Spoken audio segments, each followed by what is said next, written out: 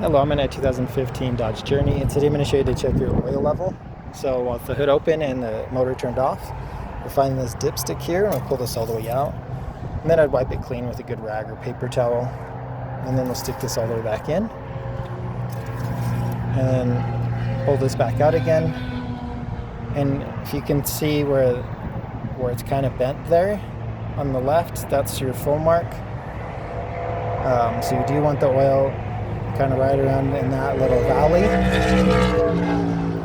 If it's towards the right of this part, then you're low and you'll definitely want to get some oil added. But yeah, where that kind of little hill is there in the middle, that's where you should see the oil if it's full. So let's say it's not full. We'll stick this all the way back in.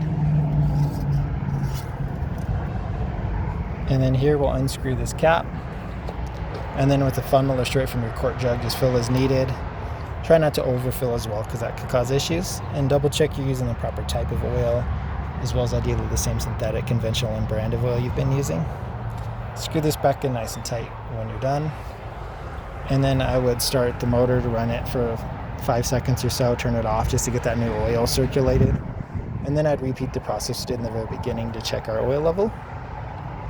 And all that said, I wouldn't do any of this in replacement of regular oil changes, which depending on motor age, mileage, type of oil, things like that. Usually you do between 3,000 to 8,000 miles or so between each oil change.